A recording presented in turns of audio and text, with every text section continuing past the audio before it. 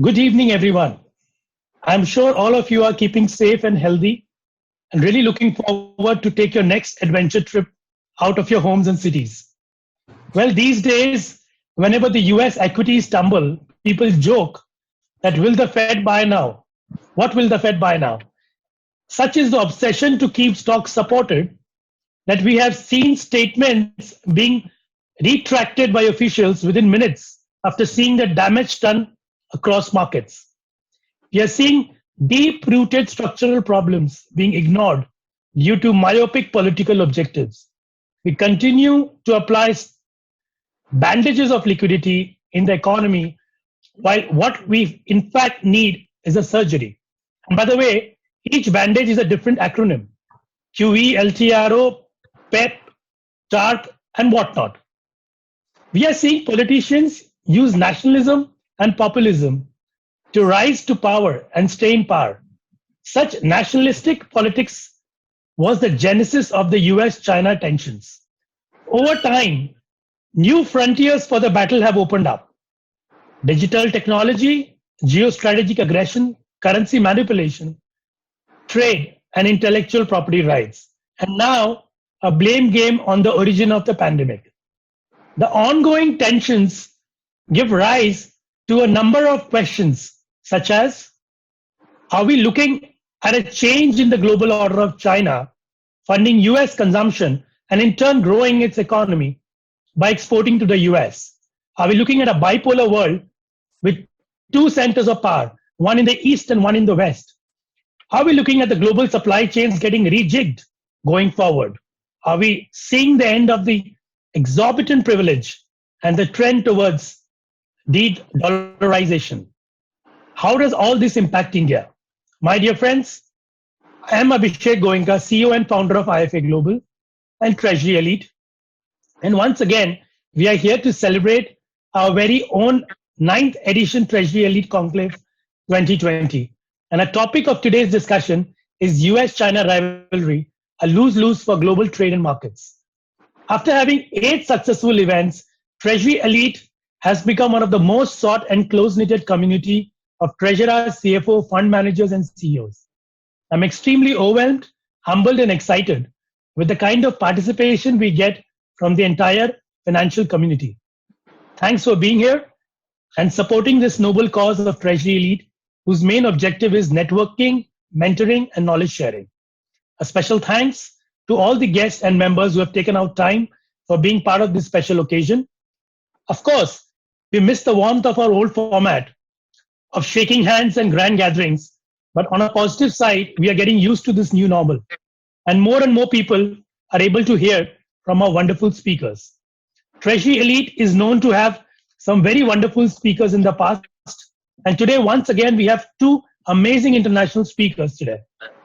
It will be a one-on-one format of 45 minutes with each speaker. Well, none of the speakers or our moderator require any introductions, but I'll call upon Dr. Brinda Jagirdarji, our governing council member, and one of the well-respected names in the field of business economics, to introduce our first speaker, Mr. Mark Mobius, and our moderator for the evening, Mr. Govindraj Ethiraj. I would welcome all of you. Thank you, madam. Please take it over. Thank you, Abhishek. It is my pleasure to introduce Dr. Mark Mobius, who is Executive Chairman of Templeton Emerging Markets Group and has spent more than 40 years working in emerging markets all over the world. He is widely recognized and is one of the most successful emerging markets investors. In 2017, Dr. Mobius received the Lifetime Achievement Award from Global Investor magazine. He was named by Asia Money in 2006 as one of the top 100 most powerful and influential people. His string of awards is so long and impressive, I cannot go to the whole list, but some of the more recent awards include 50 Most Influential People by Bloomberg in 2011, 2010 Africa Investor Index Series Awards by African Investor, and Emerging Markets Equity Manager of the Year 2001 by International Money Marketing. He has authored several books, including Trading with China, The Investor's Guide to Emerging Markets, and an illustrated biography. He is a member of the Economic Advisory Board of the International Finance Corporation. Dr. Mobius has a bachelor's and master's degrees from Boston University and a PhD in economics and political science from MIT Boston. Our host for the evening is Mr. Govindraj Ethiraj, a well-known television and print journalist who has reported and written on Indian business for over 25 years. He is a media executive and entrepreneur whose ventures are safeguarding the transparency, accuracy, and integrity of news in India and worldwide. He is the founder of Boom, a fake news busting initiative that tracks and debunks viral hoaxes in real time. He also founded the award-winning Indiaspend, a public interest journalism outfit which uses data to write and syndicate stories in areas like health, education, and environment. Govindraj was named a 2018 McClunty Prize laureate for his leadership with Boom India, Indiaspend, and Fact Checker. He anchors seasonal shows on Bloomberg Quint and was earlier with a weekly policy watch on Rajya Sabha TV. Prior to television, he worked in print in Business Standard and the Economic Times. He is a fellow of the inaugural class of Ananta Aspen's India Leadership Initiative and a winner of the 2014 BMW Responsible Leaders Award. Welcome, and over to you, Govind. Thank you very much, Brinda, and thank you, Siddharth and IFA, to Abhishek and IFA for inviting me this evening in Mumbai, where I am, and let me add my greetings to Mark Mobius, who now runs Mobius Capital Partners in Munich, and he may not remember, but we met on, I think, more than 25 years ago, when I used to be with the Economic Times, and I took a ride on your jet, but more of that later.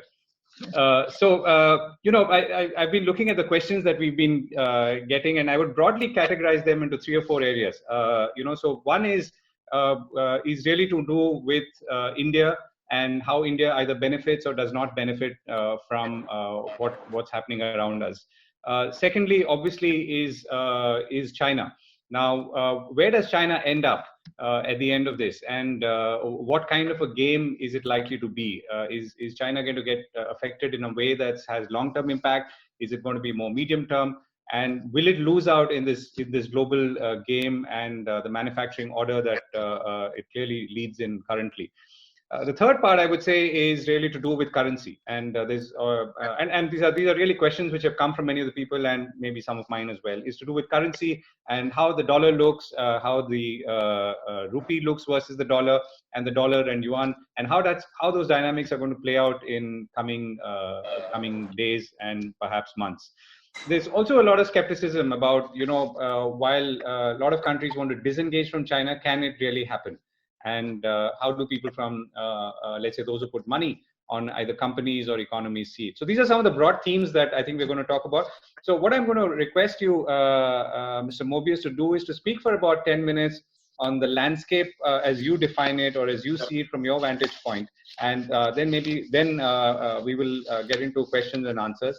The theme, just to remind everyone, while it may appear a little outdated today, was US-China rivalry a lose-lose for global trade and markets. It's over to you, Mr. Mobius. Thank you very much, and thanks for that nice introduction. And yes, it was great many years ago for us to get together, and hope we can do so again in the future. Turning to the situation as I see it, just first with India, as you know, I've been a perennial bull on India, and it's paid off for us. We've invested in a number of companies in India with good results. And I believe that under these current conditions with the COVID-19, India can actually benefit in many ways because with the explosion of internet traffic and the increase in the use of things like cloud and various communication mediums on the internet, with the vast English-speaking population in India, and with the software capabilities that we already have demonstrated in India in many, many ways, I think India actually can benefit from what is happening globally as a result of the rapid increase in the use of the internet and the use of electronic communications. So that's one side of the story. The other side, of course, is in India is the market itself. And I think, I love the term, this time is different, because we've always said that those words, this time is different, are the most expensive words in the world, because things do repeat themselves in different ways, of course, with different variations, but it's never really different. We have repeating bull and bear markets. In fact, we've gone back until 1987 to study bull markets and bear markets, not only in India, but in other parts of the world. And we find that on the average, the bear markets last for less than 2 years. Of course, the recent bear market was less than a half a year. And the bull markets last a lot longer. In other words, the bear markets are very short in duration, very sudden, and the bull markets are longer in duration. And so knowing that, and of course, we knew that at the beginning of the year when we had this COVID-19 crisis and all the markets crashed, it was a wonderful opportunity to buy stocks, which is what we did, and it really helped us a lot in our portfolios. And you must remember, a lot of people measure the bear markets from peak to peak. In other words, when the market comes down, they wait for the market to come up again to the previous peak, and they say, okay, that's the length of the bear market. No, the length of the bear market is from peak to the bottom. The bull market starts at the bottom. And if you're wise enough to be investing at that time, you can do very well. And if you look at the Indian market, depending, of course, on what index you're looking at, but if you look at the MSCI index, the Indian market came down between February and March of about 37%, but it's gone up from that bottom by 38%, and we're still not at the previous peak. So the shape of that bull and bear phase so far is V-shaped. And what does that tell you?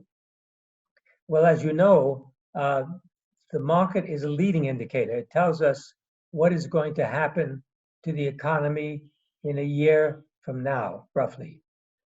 The V-shaped shape of the market tells us that we're going to see a V-shaped recovery in the Indian economy.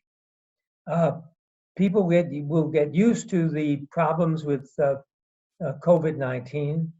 You must remember that the number of viruses that have been identified so far reaches over 300,000. So viruses are going to be with us for a long, long time. So people say, some people say, oh, COVID will be over, we'll be able to destroy COVID and we'll be okay. No, COVID will be with us almost forever. It will continue to change, it will continue to adapt to the environments in which they live. And don't forget, these viruses are living things. They want to survive. And if they find a host, a human host that helps them survive, they will do so. They don't necessarily want the human host to die, because if the human host dies, then they die also.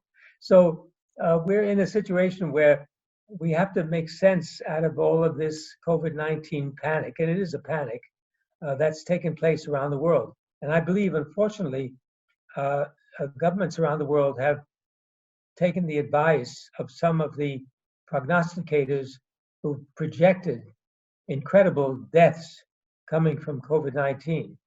And the recipe for safety is to be locked up completely. Well, you and I know that there's no way this can continue without destroying the entire economy. So I believe, of course, there has to be treatment. There has to be hopefully some vaccine, but even a vaccine will not necessarily solve the problem. But there has to be a way of building up the resistance to COVID-19. But most of all, it's very important for people to get back to work because that will save the economy and will save lives, by the way, because don't forget, Many people have been locked up, not able to live their life without earnings, and die as a result of this crisis. So my prognosis and prediction for India is quite bright. I think India will come out of this in a good way. Now, as regards to the China situation, yes, the US-China so-called trade war is ongoing and will not stop because the inequality of trade recipes and trade regulations between the two countries is quite wide. I think the US rightly has said that there is not enough reciprocity on the part of the Chinese. In other words, the US can't ship, can't invest, can't buy in China, whereas the Chinese can, and they want to work out a solution. So what is happening is that, of course, the US is saying China has been able to take advantage of multilateral agreements like the World Trade Organization. So the emphasis going forward for China and US will be on bilateral agreements rather than multilateral agreements. And this is taking place all around the world. More and more countries are going to say, no, we don't want to be part of a multilateral agreement because it's going to be disadvantageous to us. We will make individual bilateral agreements. And as you know, India turned down the Pacific Trade Agreement because they felt that this bilateral agreement, multilateral agreement, was not going to be beneficial for India. And they probably were right, because they would have been disadvantaged in some way or another. So, but does that mean there's an end to world trade? No, absolutely not. Globalization is here to stay, simply because of the means of communication and travel are with us, which will enable us to do things much more efficiently on a global basis. So we expect world trade to pick up again once this crisis is over, probably by the end of this year, beginning of next year. World travel will pick up again, tourism will pick up again, and we will be back to a growth phase for the global economy. So that's a general picture of what I see, and I'd be happy to take any questions. Right. So could you focus on the US-China equation specifically for a bit and talk about, whether or not we find a cure and whether or not many of the other things come back to normal, the intrinsic reasons for US animosity towards China and suspicion, which obviously has been accentuated by the COVID crisis, continues. So how do you see that playing out? What is the impact that you see on, including on currency? Well, as you know, the disagreements between the US and China are not only about trade, they're also about other measures that the Chinese have taken as regards to what's happening in Hong Kong, what's happening in Taiwan, and also most particularly the South China Sea, because American allies, Japan, South Korea, Taiwan, depend on the trade that takes place along the South China Sea. Oil coming from the Middle East goes through the South China Sea. And if the Americans are concerned that if the Chinese decide to take over those shipping routes, it will be a big crisis, it'll be a big problem. So there are a lot of these strategic issues that are in play, and they will not go away. They will continue to be a problem as China gets stronger and more forceful in their foreign relations. But it doesn't have to be a hot conflict. It can be a conflict that can be worked out on a bilateral basis. And more importantly, it's going to be with the many bilateral agreements taking place around the world, it's going to be a situation where many countries have different objectives, different ways of operating with the Chinese and with the Americans. They don't have to necessarily align themselves with either side. The other thing that's happening is that with the increased tariffs imposed by the US, US buyers, and of course in the other direction, Chinese buyers of American goods are now having to diversify their supply chains. So they've had to move outside their own country to find other places to manufacture and to ship. So we've seen a big shift of manufacturing from China to Vietnam, to Bangladesh, and as you know, even India. Apple has announced a big manufacturing push into India. So in many ways, this is quite beneficial to a number of emerging market countries. But also, ironically, it's going to be beneficial to the Chinese because many of the Chinese manufacturers, because of higher wages, have a problem in producing cheap goods. So what they want to do is, of course, move into cheaper countries, cheaper labor countries, and produce from those countries and then ship to where they want to ship. And of course, if the country in which they're producing is friendly to the US and has good trade relations with the US, then they're able to sort of get in the back door to the American market. So I think you're going to see more and more of that. The other thing you must remember is that China is being converted from a export-led economy to a domestic-led economy. In that sense, and of course, one of the objectives of the Chinese leadership is to become as equal to the US in terms of economic power. And they realize that in order to do that, they've got to do what the Americans have done, and that is create an enormous domestic market for their products. So that is the transition that's taking place in China. It's becoming more of a domestically oriented growth engine rather than an export-led growth engine. So you talked about a hot war, and obviously no one wants anything like that. And there are some of those concerns in the India-China context as well, which have changed since the theme for this panel discussion went out. So, but even a continued and prolonged Cold War a Cold War or a Cold Trade War can have impact, and it could create uncertainty in the minds of investors. It could create uncertainty in the minds of companies who want to figure out where to move their supply chains. How are you reading that? Yes, of course. This is something that every company and country has to consider. You know, who are they going to tie up with? What trade agreements are they going to push through? This is very, very critical, particularly now with these changes that are taking place. So many companies are looking further and further afield as to where they can get their supply chains. And by the way, many companies are also looking at home and saying, okay, if I robotize my factory in America, maybe I can do things as cheaply as a Chinese manufacturer. So you're going to see some of that as well.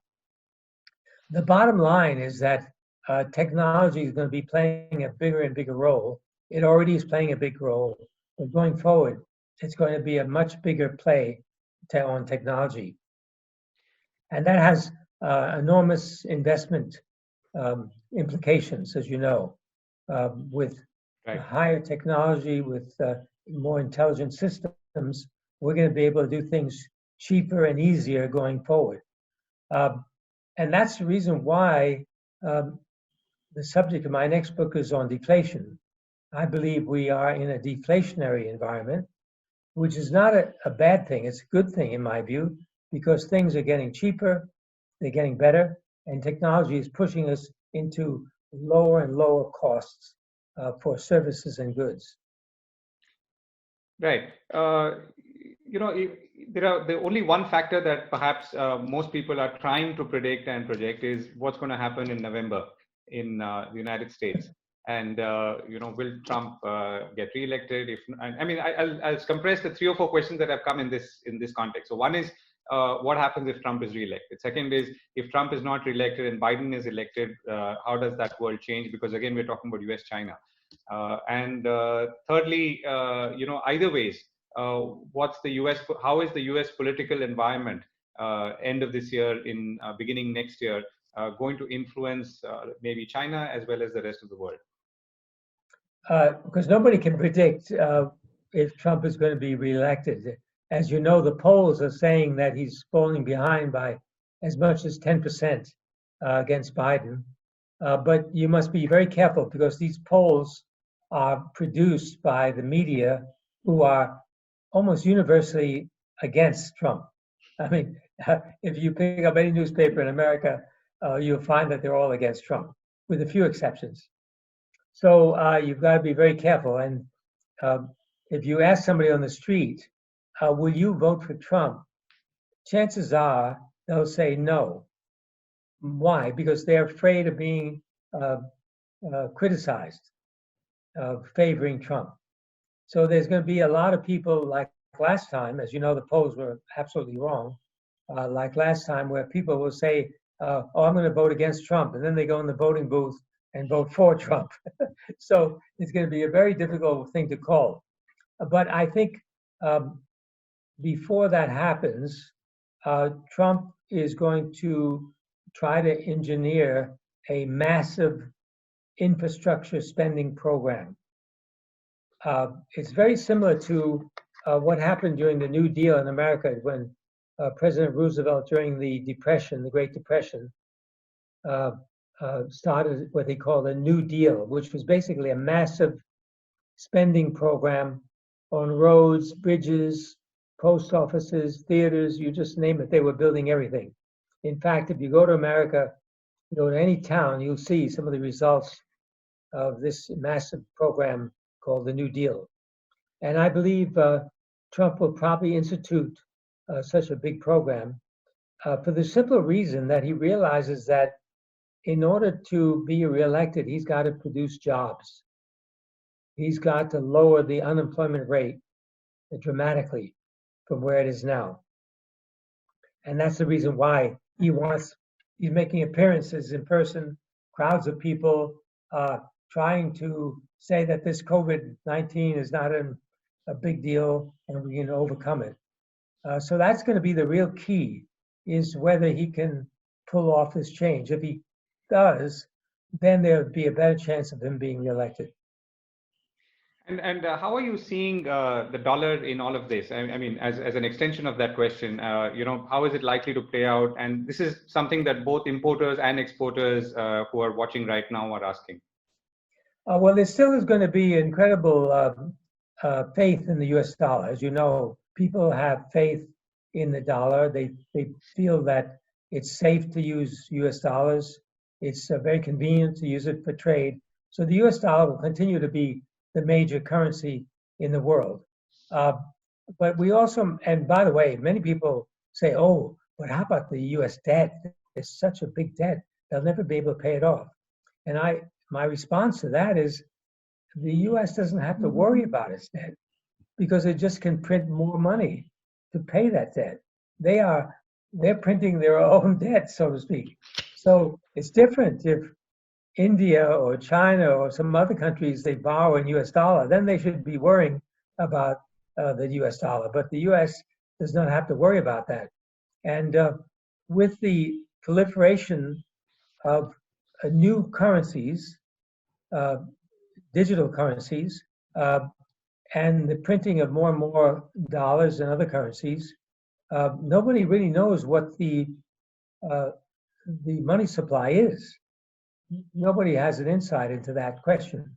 But we do know that technology is making things cheaper.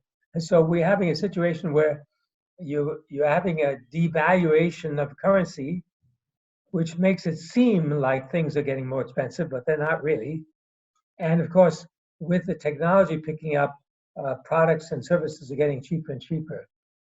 So we're really in a very wonderful period of mankind's history, frankly.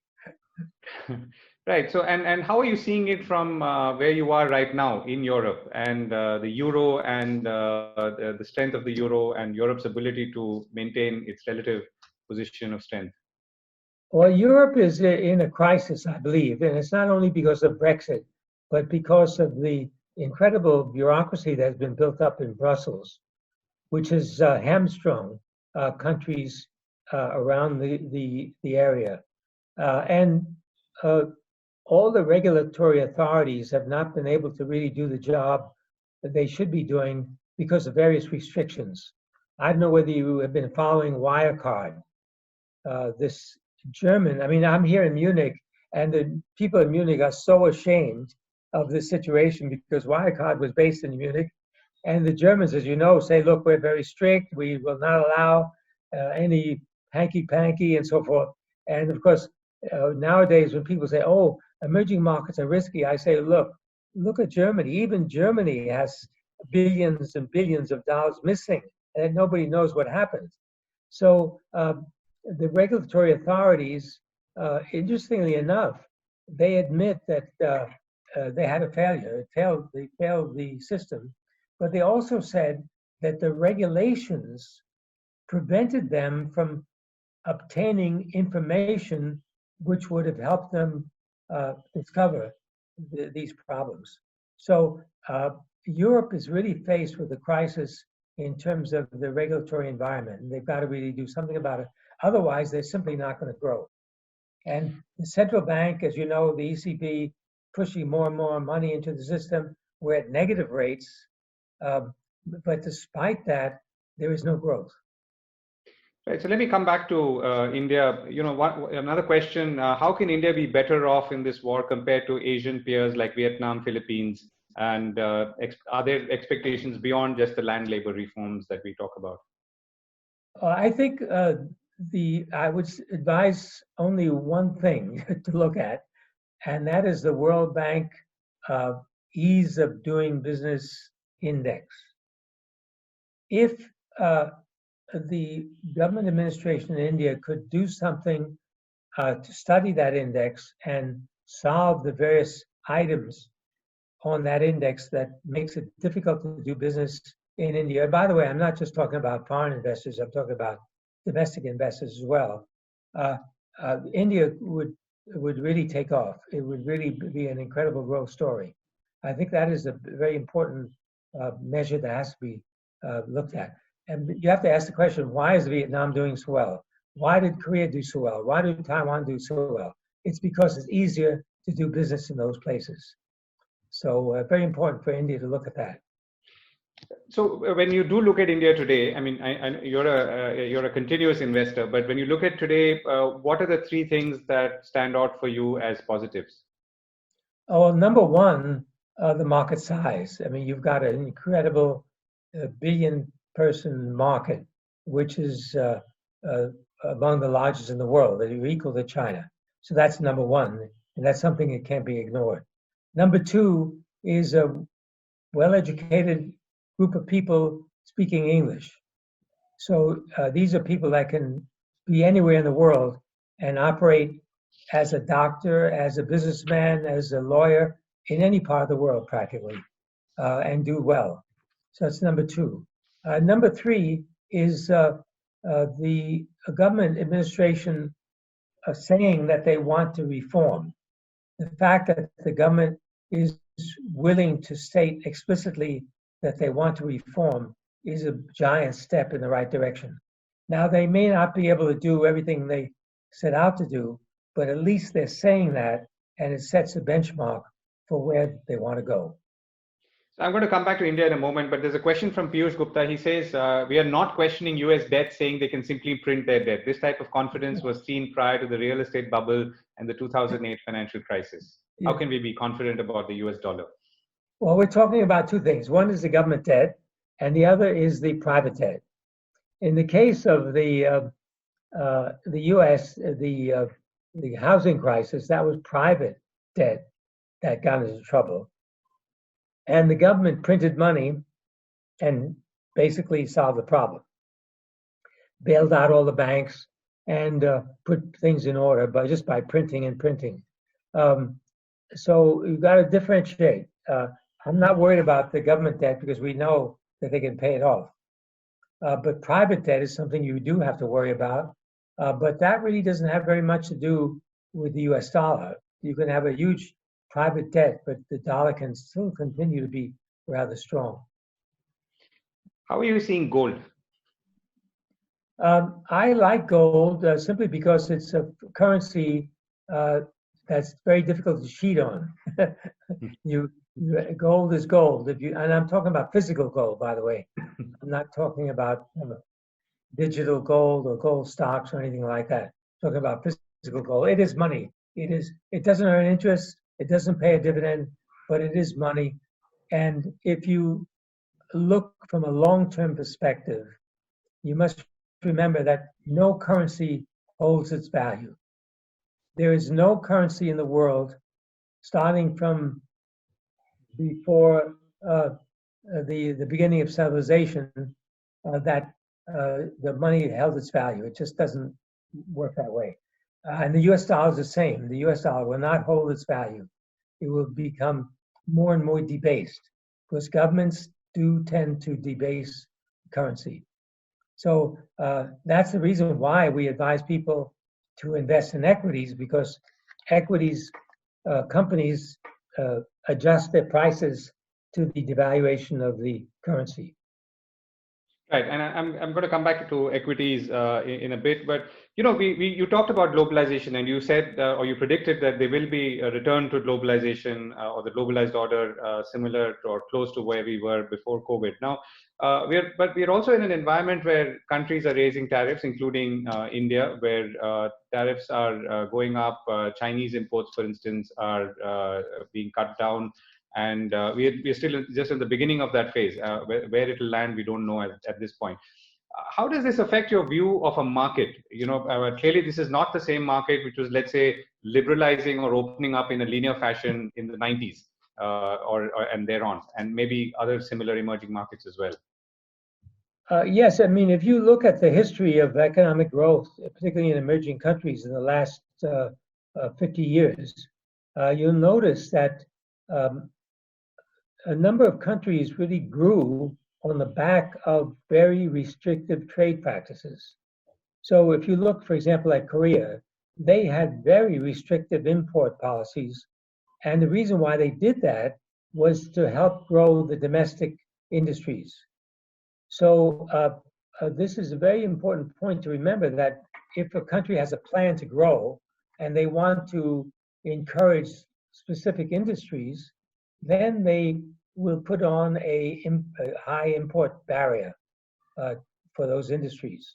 So I see nothing wrong with that. Of course, if you're sitting on, very good industry in America or in India, and you want to export to China, and China puts up a big barrier, you don't like it because it's, hurting your business.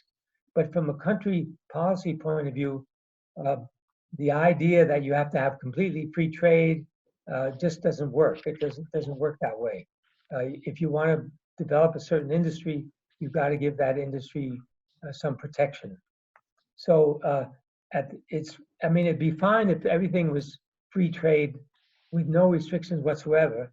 Then things might work out, but the world is not working that way. So I have nothing against, or let's say I cannot criticize a country for putting on restrictive trade practices in order to grow certain industries. So in this world, in this world where, let's say, there are a lot of question marks, and many of those question marks are unlikely to be resolved for a while, how are you picking stocks, and what are the themes that that stand out for you? Again, particularly in emerging markets like India, and maybe if the US-China factor plays a role in that decision or set of decisions. Well, given the incredible population in India, you have to look at the consumer-oriented industries. And by that, I mean not only products, but services. So educational services, health services for consumers, software services for consumers. Those are the three areas that are particularly interesting. And then following on that, given the push for infrastructure spending, companies related to infrastructure would be the other area that we would look at. So whenever you're faced with an incredible consumer population that you have in India, you really should be focusing on the consumer. And how do you see the rupee in this context, in the context of bringing in investments and then taking them out? I believe the rupee will probably, it won't suffer a huge devaluation. I don't see that. But there's nothing against seeing a little bit of a devaluation in order to make Indian goods more competitive internationally. So I can understand why the government might want to do that. But Since it's such a huge country, and since there's a lot of imports, particularly oil imports, you've got to be careful about devaluing too far. Right. So you continue to be focused on the domestic market and the domestic opportunity, but there is a global competition for capital. So what is India competing against in this environment? Well, of course, there is money all over the world looking for a home, and the people that will select a home is a place where they feel the ability to not only put money in but take money out. So foreign exchange controls will be a big factor in that sense. But also, institutional investors realize that they cannot have all their eggs in the U.S. basket. They've got to diversify. And one of the best ways to diversify is to go to the high growth potential countries and the large markets. And that includes China and India. So India is very much in a very strong position in that regard, acting as a destination for money looking for a home. So, you've been investing in this country for maybe about 3 decades now, and or plus. And when you started, it was an emerging market, and my sense is that you still see it as an emerging market. So, while the opportunities continue to be there, and I'm sure there's been return on capital, is there disappointment that the emerging has not emerged? Well, actually, India has been a very happy experience for us because, as you know, growth rates in India really picked up in recent years. India has been growing at a very fast pace.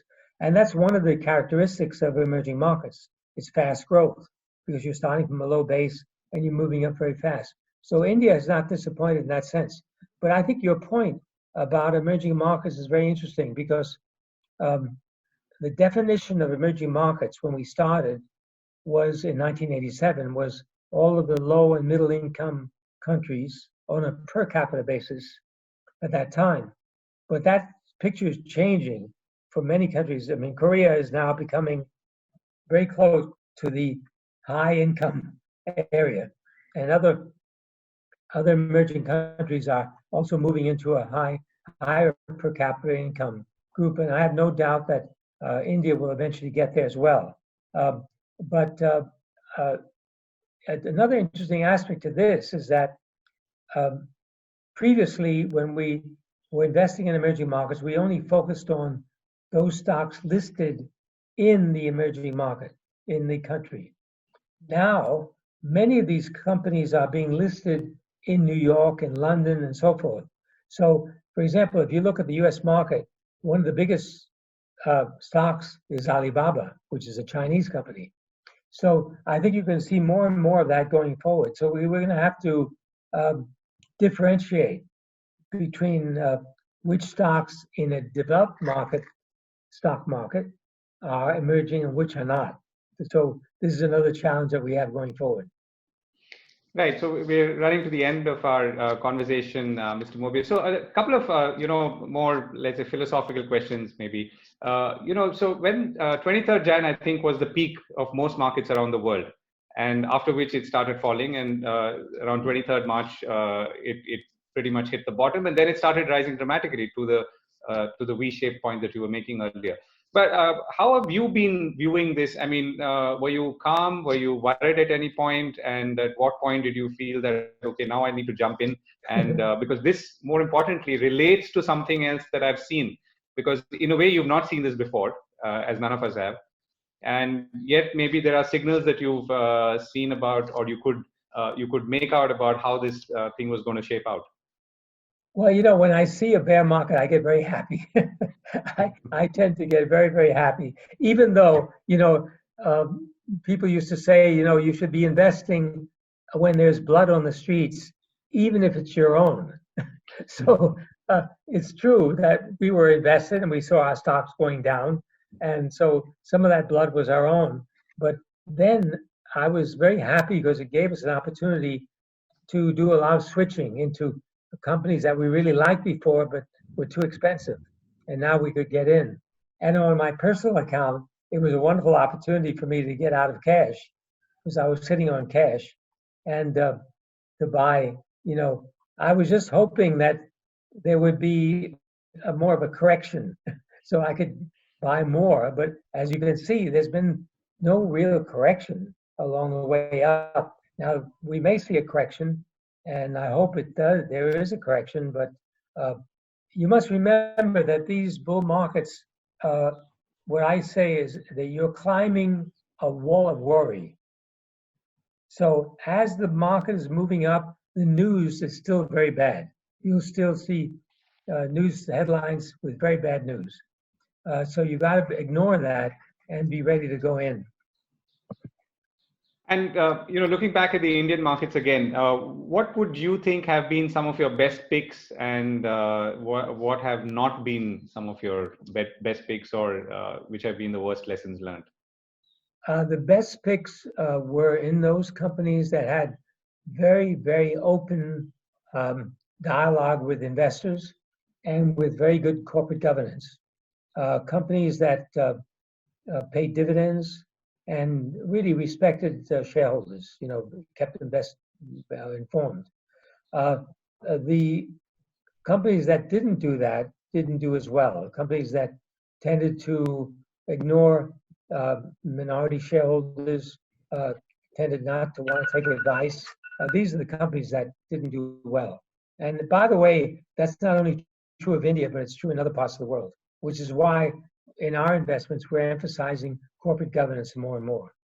Right. Last question. When you look at businesses, or you have looked at businesses over time, what are the one or two things that have, or businesses or the managers or founders who run them, what are the one or two things in your mind that have helped businesses sustain and pull through crises, including of the like that we see right now, and which you would use as your barometer to, even for in your future investment decisions?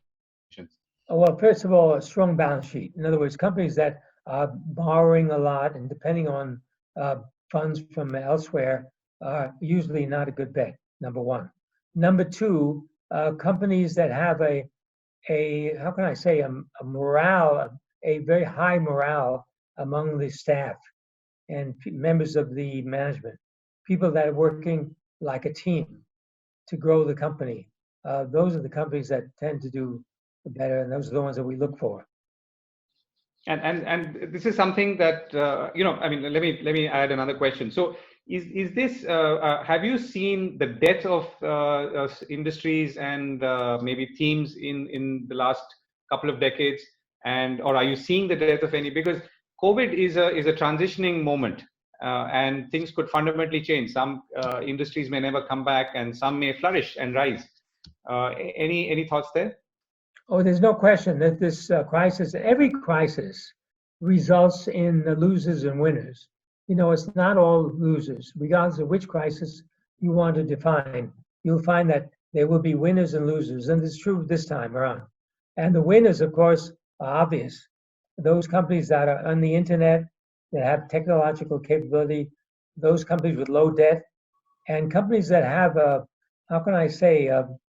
moat around them, a wall around them that prevents competitors from coming in. Those are the companies that will do well. Right. Mark Mobius, thank you very much for speaking with us. And it was great to hear from you. And there was a question saying that, why are you so bullish on Indian reforms?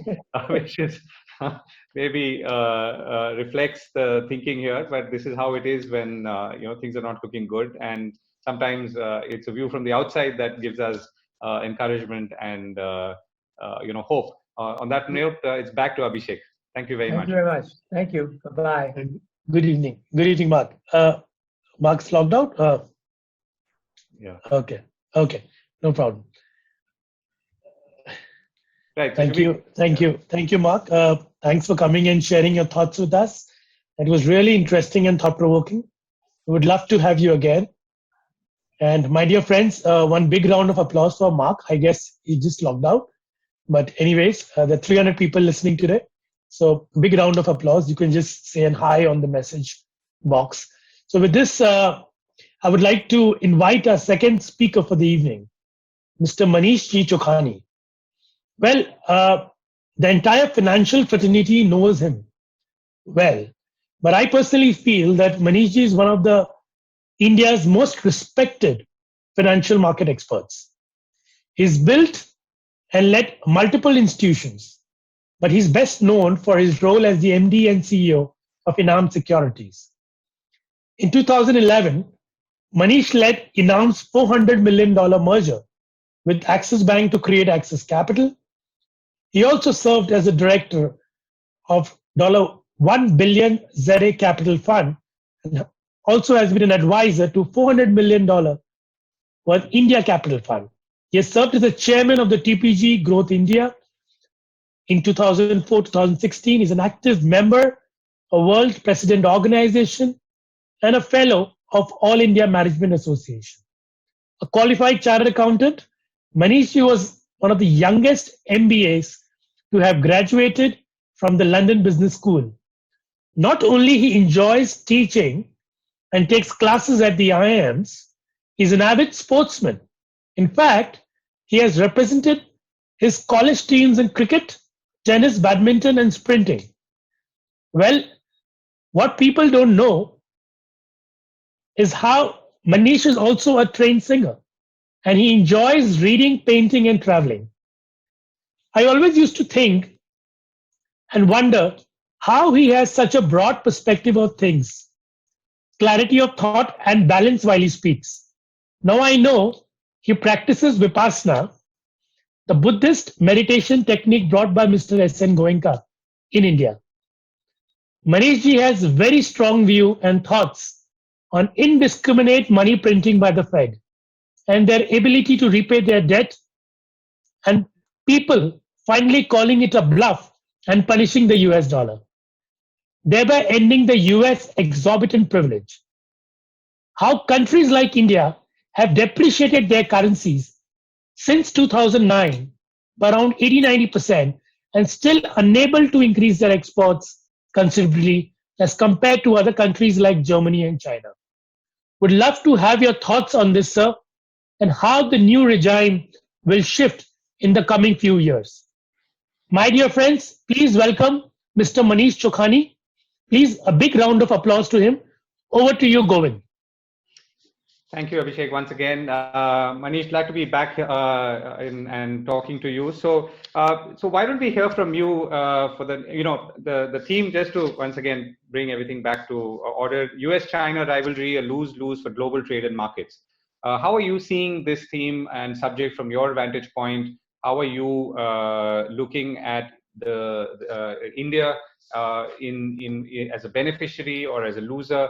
And how should we be mentally or physically gearing for this new world, which in some ways is not new anymore and has become part of our lives? So I'll allow you to speak for as long as you wish, and then we'll go into questions.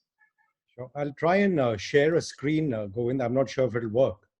So at least you get 4 or 5 key messages out. Sure, go ahead. For helping people to just think through. Let me just see if I can get it on. Is that visible to you? Yes.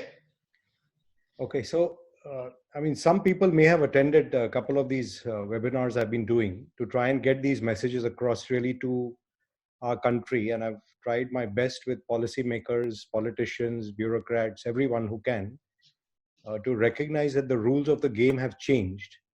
And what COVID has basically done is really accelerate trends which are already there. And I'll just do 3 or 4 slides so then we can, pick up a conversation from there.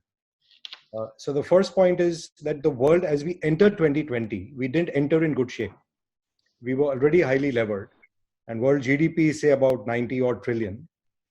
And the world already had excessive leverage of 3 times of GDP.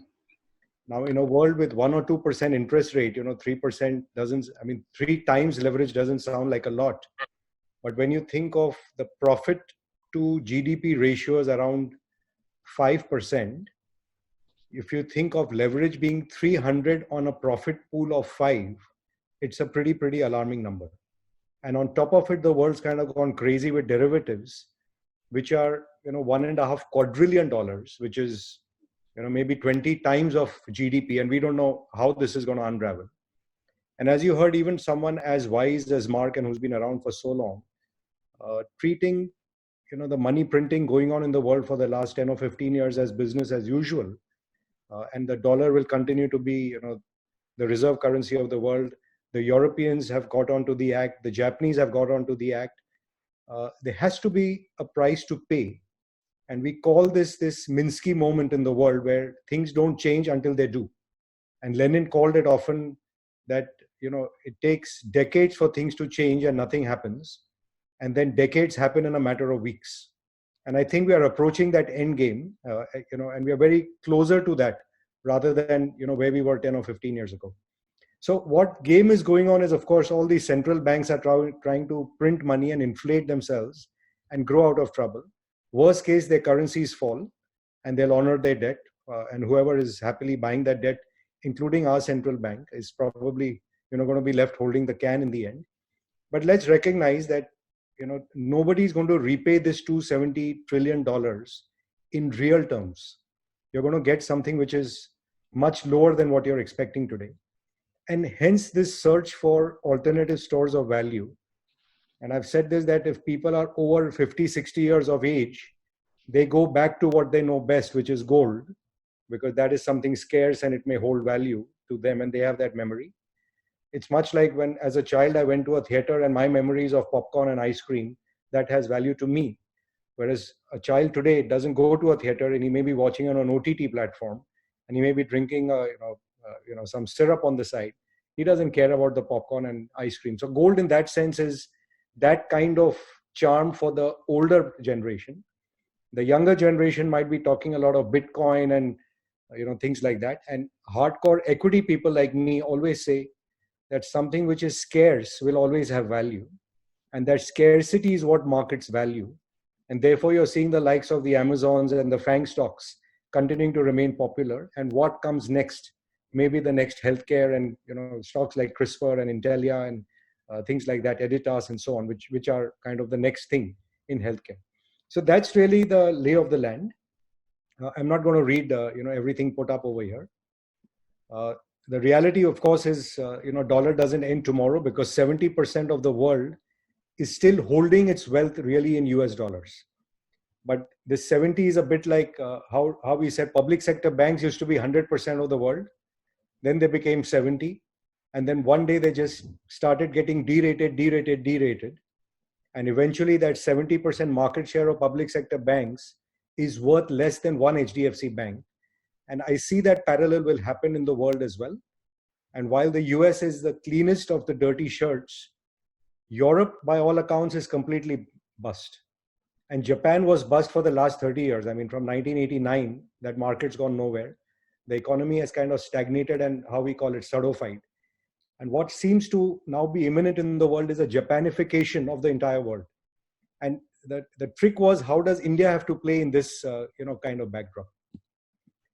And this is what I think China figured out in 2008, that all these, what I call the three leading gundas, in the sense the larger economies, the US, Europe, Japan, were playing a game which they had made the world believe and have this illusion that these are the reigning powers.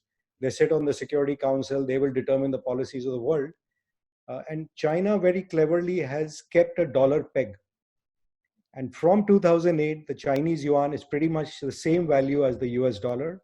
And we have seen their GDP explode in size and become close to, I think it's what, $13 trillion or thereabouts. Whereas India went the traditional route of playing what I call test match cricket when the world had moved to T20. And we've depreciated our currency by 90% at a time when the others were printing notes. Their currency should have fallen and we allowed ourselves stupidly to depreciate.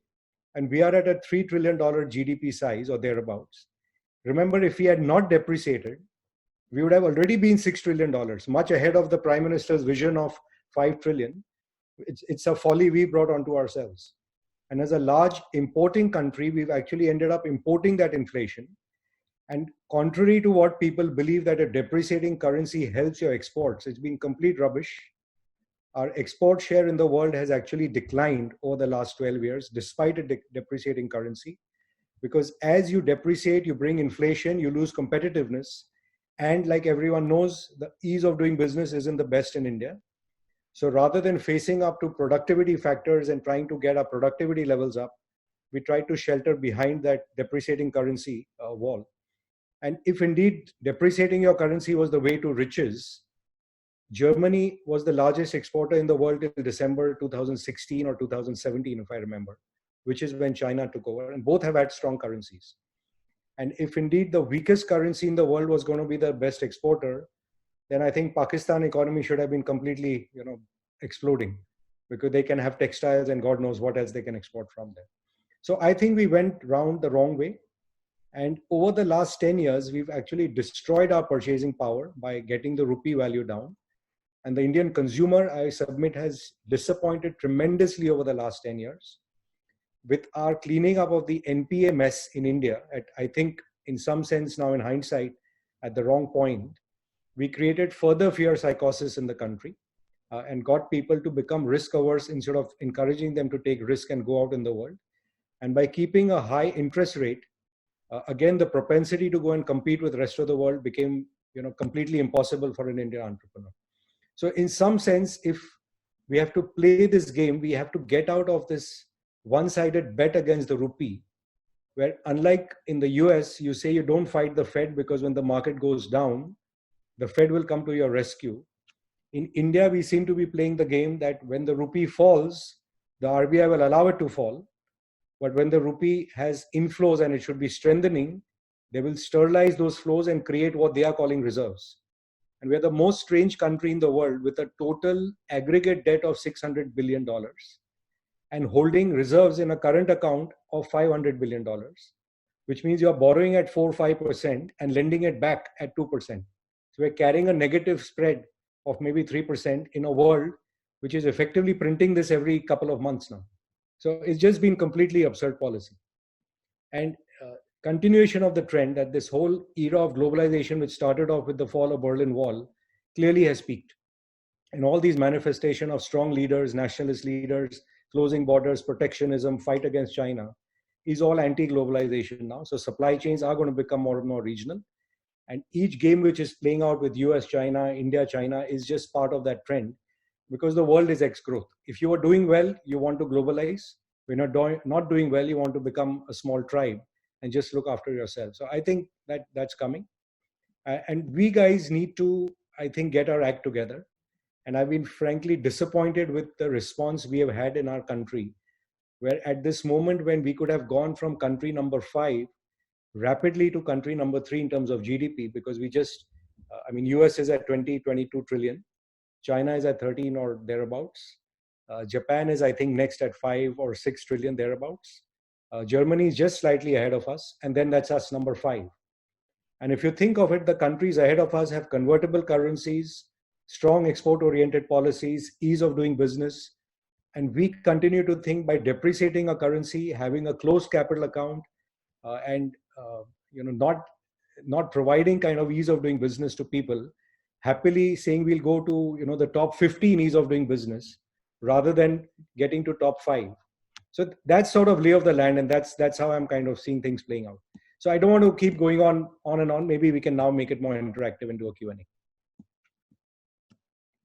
All right. Okay, great. Thanks, Manish, for that. So there's a quick question on the depreciating currency strategy. Now, you also juxtapositioned it against productivity. Now, isn't that a bit of a catch-22 or a chicken versus egg situation, which we always seem to get caught out on the wrong side of? Yeah, so think of it that those who have performed and delivered on exports from India, the IT sector, the pharma sector, and engineering sector, are people whom we call as good managements, right? It even applies to auto. For example, today Bajaj Auto probably exports 50% of its output.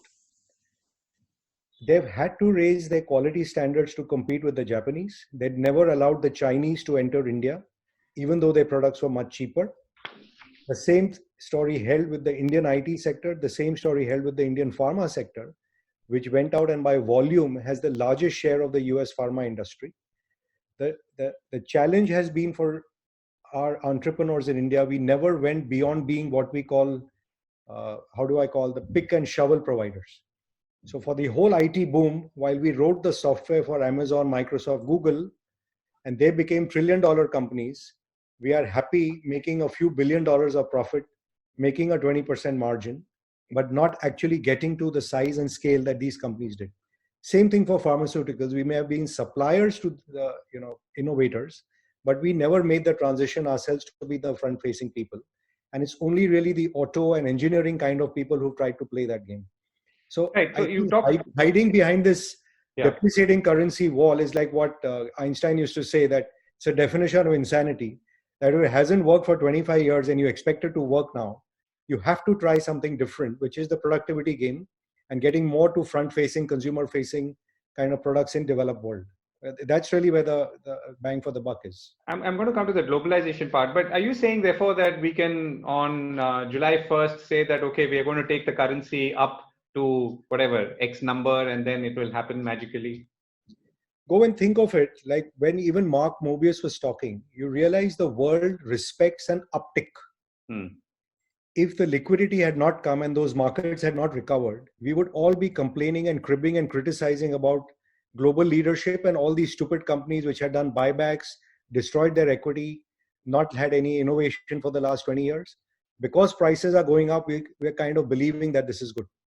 Also, 70% of world trade is now ETFs, which are price agnostic. And because the programs are showing you that each time there was a fall in the markets, things got flooded and they came roaring back, it's become buy the dips mentality. No one's actually lived through a depression or a recession for the last 30 years.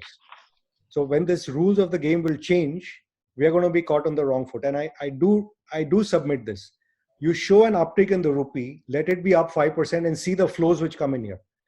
Even in this market where emerging markets have been going up and dollar has been showing weakness, we have been a laggard. We may have recovered, from whatever 8,500 to 10,300, whatever, but we've still lagged the whole rise in emerging markets. And you sit on $500 billion and you don't want the rupee to even be back to 70, 65. You'll get hundreds of billions of dollars of inflow, because where is this zero cost? What's the Manish? What's the counterfactual to that? I mean, so why are we doing this then? I mean, is it fear? Is it a sense of resignation? I mean, is it something more deeper than? I think it's like how do I call? We still suffer from the colonial hangover. That something that the West is doing is great and good. Think of it. Even after Britain exits Europe, what is left of the British economy? Why is the pound sterling holding at the price it is? They have no manufacturing. They have pretty much no services left. They have nothing other than land in London, which people want to buy. Why shouldn't the British pound collapse? Why is anyone holding the British sterling today? And it's the reverse argument that if you're the fifth largest economy, you want to be the third largest. By all accounts, your capital account is fairly free. And by all accounts, in 15 out of the last 17 years, you've got inflows. Why is this paranoia that people will take their capital and flee India? Where will they flee and take this, $500 billion and go? Why are we lending money back to the world at 2% when we need the money to be building our infrastructure and getting our purchasing power up? If the rupee was 40, if I submit that, do you think India would have sold only 3 million cars? For the last decade, we haven't crossed 3 million cars, and we're still selling one box Marutis and Hyundais. So we are depriving our country of, becoming rich. It's our mentality. It has to start with here. If you want to be a branded guy, you have to make the world believe you're a branded guy, and they will all buy your currency. With all the things we're bitching about China, has the yuan depreciated? Have we stopped buying Chinese goods? So the game starts here. Okay. So TCA Ranganathan asks, Manish, sir, how much by value is pharma exports for engineering or auto component exports? I think you need to keep the structure of Indian exports in front of you before jumping to conclusions. The main challenge in India is the ramshackle real economy. I have to come back exactly on that point. The Indian export number is shown as 12% of GDP. It's the biggest fake number going around in India. If you think of it, 65% of GDP is services. It cannot come into traded account. 15% or thereabouts is agriculture, and we know we don't really have surplus to export. So 20% of industry is at best what your exporters can do. Of that, I challenge anyone to show me if most companies, you will aggregate and say 25% of their turnover is exports, which means logically, you cannot have more than 5% of our GDP as the net export number. The reason we have this grossed up to 12 is when Reliance imports oil from abroad, refines it and sends it out. A diamond merchant imports diamonds from abroad, polishes it and remits it out. We start grossing it up. And we have this illusion that we have a 12% export number. We don't. We are at 5%. And for a country which is then going to be importing more product, the posturing you have to have has to be of a strong currency because you're a net buyer of product. Imagine if Reliance said, I'm going to always need capital to grow, so I need my stock price to go down because otherwise nobody will buy my stock. He would never have got 150 lakh crores coming in from all these investors in the world who are now taking a bet on what future he's going to create. You need low cost of capital and a strong currency to get this economy going. And we've been doing exactly the reverse, failed policies for 60 years, and it's not changing. And when you force your people to become productive, each industry, I'll take our own example, when we were competing with the FIIs in our business, if they had said, oh, we will protect Indians and we won't let Morgan Stanley and Merrill Lynch come and compete with you, the BSE would have continued making a 2% brokerage fee. It's gone down to, I think, single basis points, below 10 basis points. And we've all been thriving and our industry's done bigger and better. So this fundamental kind of mindset has to change, that we'll remain ramshackled forever if we don't allow certain people to break out and get more productive. And just for illustration, from 1960 to now, we've basically grown at the same rate as Malaysia. China has gone, 40x. Korea has gone 25x. We are basically 7 times in 50, 60 years. It's a shame. With all the so-called educated, literate, entrepreneurial society, we've held ourselves back. So you talked about the peaking of globalization, and that obviously means whether it's in the China-US context or the India looking at China-US and India versus maybe other manufacturing economies in Southeast Asia. So how are you? I mean, if indeed we've peaked out, and now it's there is a dissipation of, let's say, capacity or even capital. How can we benefit, and can we benefit? So again, like I said, it starts in the mind, right? You want leadership. And you have to get over this mindset that the Western investors or the foreign investors are here to loot you. And unless we are able to get into supply chains and allow seamless products coming in and going out, which is why I said we need 2 things, that ease of doing business, getting to top 50 is not good enough. If you want to rise up the ranks, our aspiration should be, am I a top 5 economy in terms of ease of doing business? If I can put that together, only then I have a chance to actually rise. Otherwise, it'll be a mythical mirage, like it happened 5 years ago when Chinese costs started going up and the polluting industry started getting driven out. We thought the wage advantage India has, the cost advantage India has, the textile business will shift to India. You know what? China sells $4 billion of textiles to India. We don't. And the whole textile boom went to Bangladesh and Vietnam. So we do have a chance. The world is clearly splitting into the US and China camps. If you can get into the quad of US, Japan, Australia, and the like, and get into part of these global supply chains and provide them that ease, that administrative ease, judicial ease, and taxation ease, that no inspector is going to come and haunt you. Only then we're going to get into this game. Otherwise, like we missed the opportunity the last 12 years, we'll miss it in the next 10 as well. Right. Okay. So a couple of questions I'm going to take from the audience. Ashish Vaidya comments your perspective and says that we have to have aspirations, which is perhaps a good thing, particularly in these times. So the other question is to do with banks.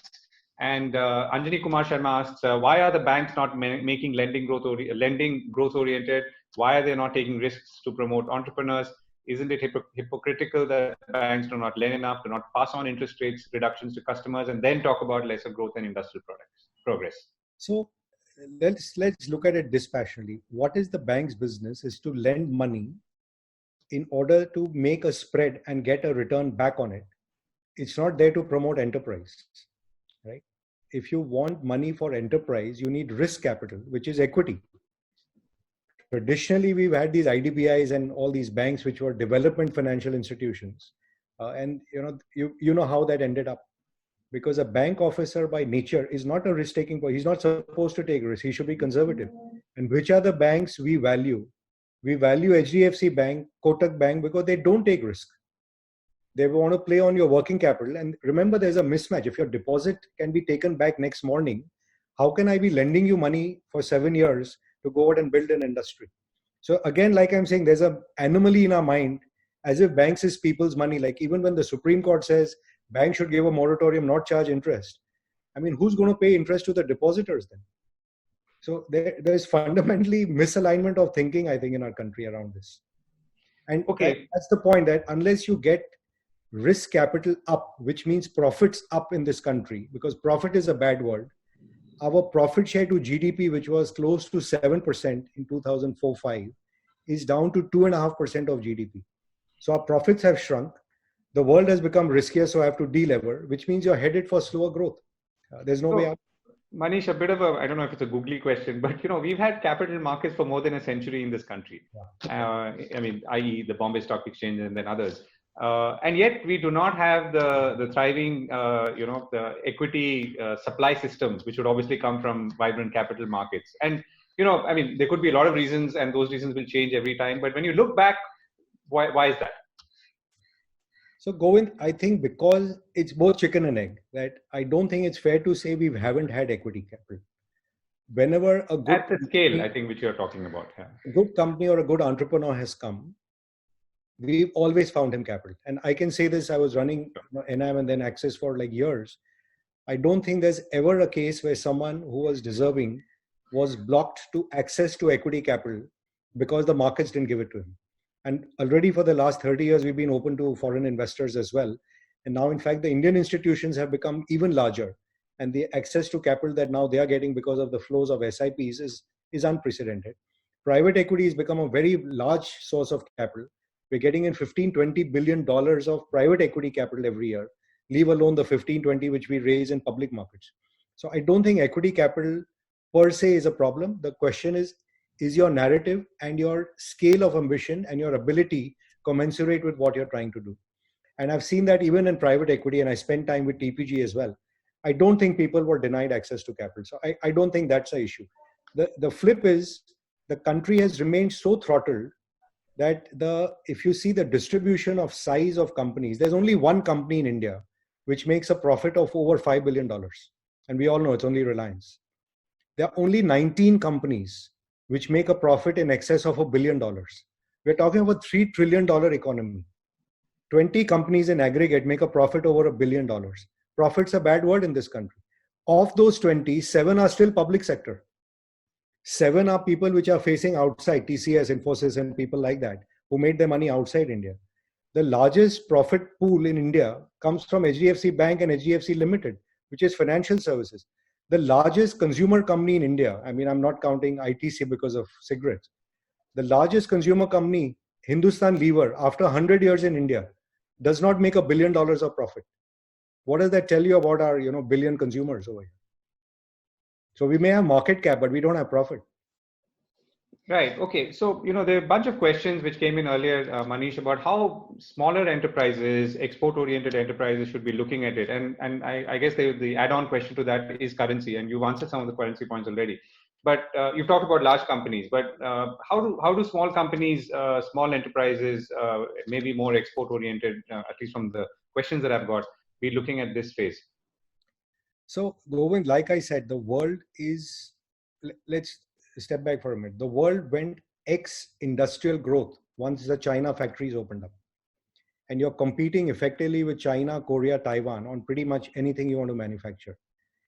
If you have to compete with someone whose cost of capital is 1%, whose labor productivity and your ability to hire and fire is unprecedented, whose ease of doing business is unprecedented. And if you are going to go and compete with that guy, basically you cannot compete as a process maker.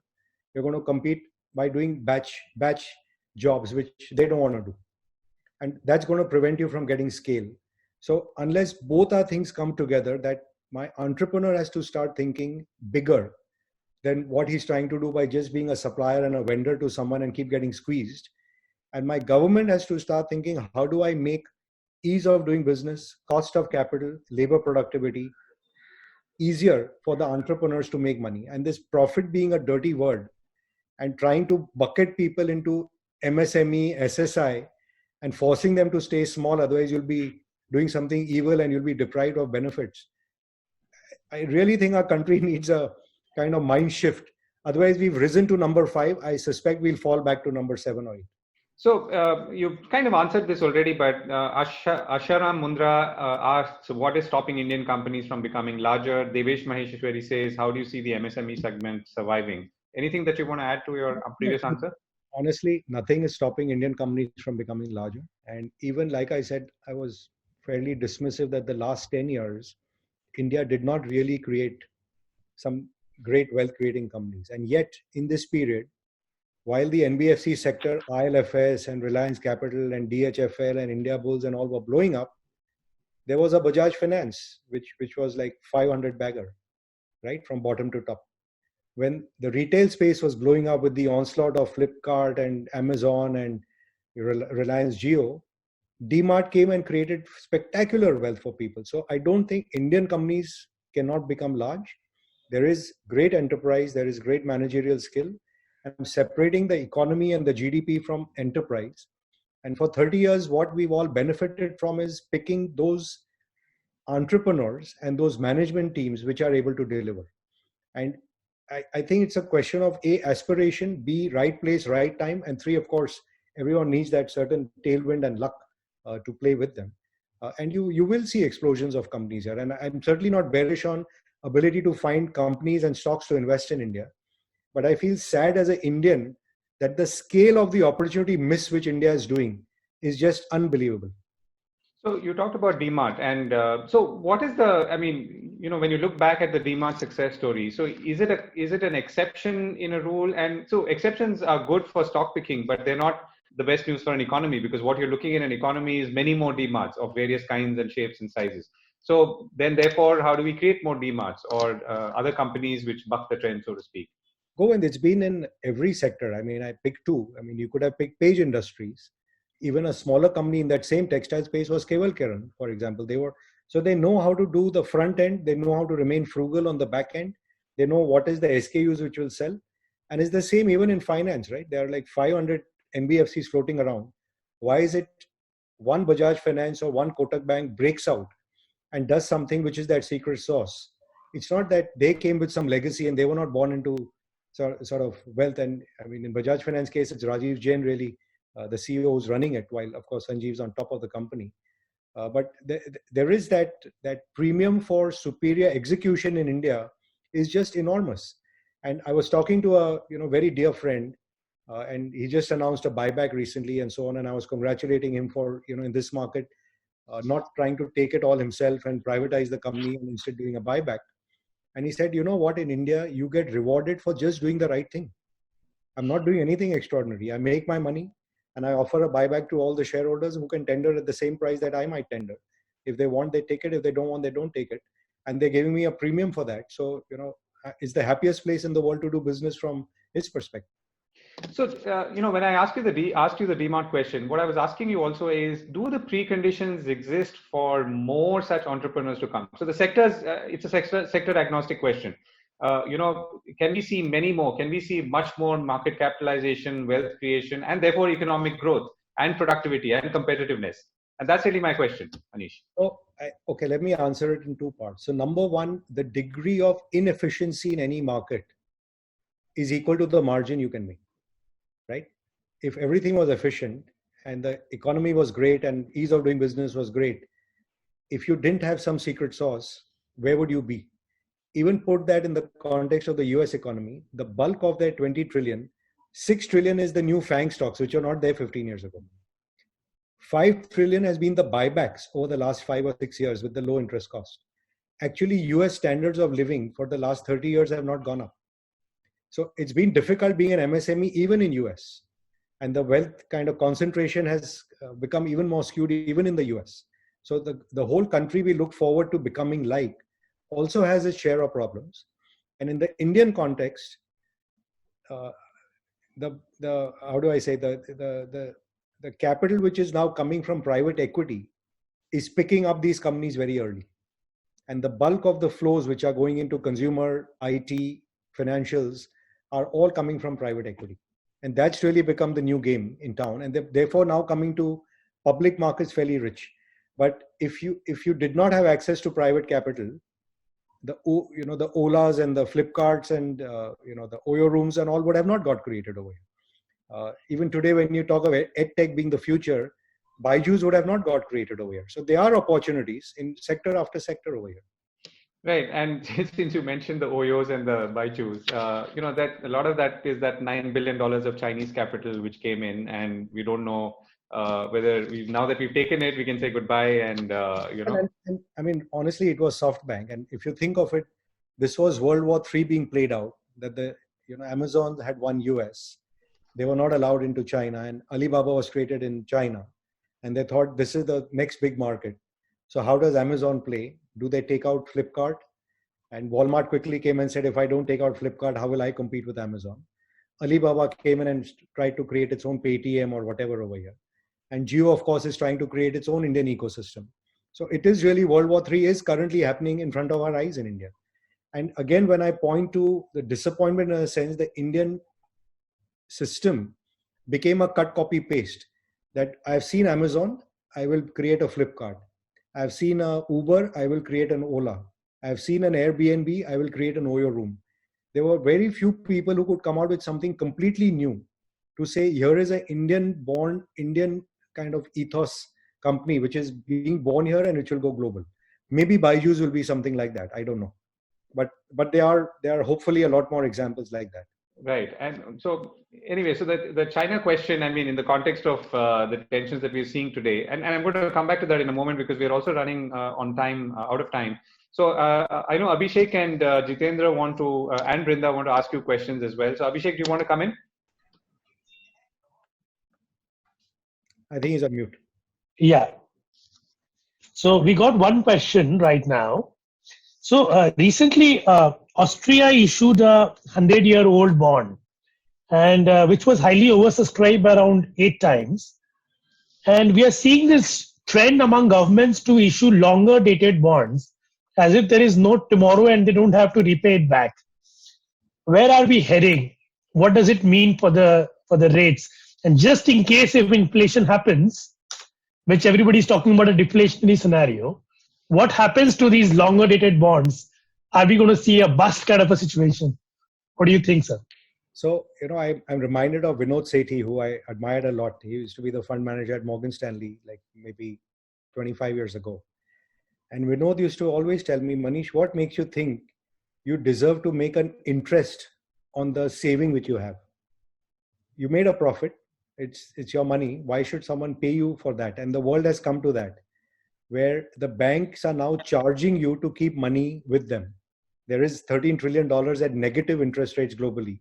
Much like when you take a safe deposit locker and you want to put something in there, they will charge you. So if you go and buy some gold bars and put it in the locker, it's going to cost you money as opposed to just holding it in a gold ETF. So, but the point you're making is right, that if we were sitting in India with 500 billion of reserves, the first logical thing to do is, because I fear an outflow, but I have this money, Mr. US Central Bank, Mr. Japanese Central Bank, Mr. European Central Bank, let us create swap lines. Yeah. Otherwise, I'm going to get rid of your treasuries and I'm the FII in your country.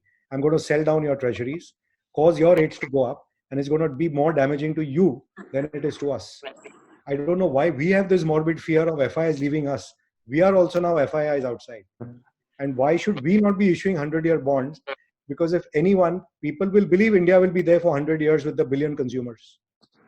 It's an unprecedented opportunity, which we are not tapping. Because like I said, it has to start from the mind. And our minds are not leadership minds. They are still, how do I call, service-oriented minds. Ki, wo bade saab hai, hum chote hain. The world has changed and we have to play. Like I say, you want to play with the gundas, you have to behave like one. Right. That's an interesting. Not in a bad way. That's an interesting point, sir. Jitendra, would you like to have any question? Yeah.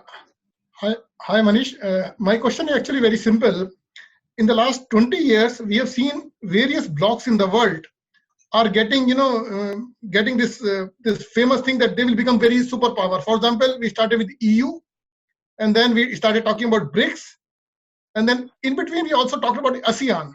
But over the period of time, we realized that most of these so-called superpower or potential superpower started getting fizzling out. what is your view going forward, next 5 to 10 years? Which kind of superpower can take place, and where do you see India's role in that? It's a great question, Jitendra. So if you think of it, why did Europe come together in the late 1990s?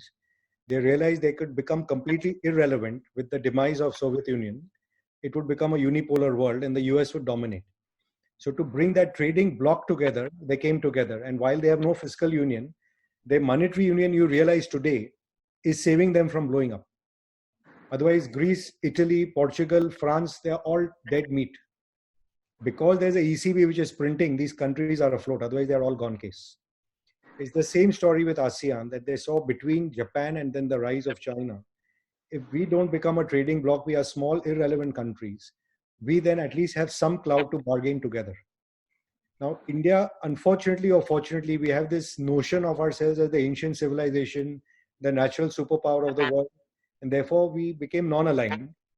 So now the US also hates us and China also hates us, right? Even though they signed a nuclear deal with us 12 years ago, 13 years ago, we still don't seem to be in the camp of US.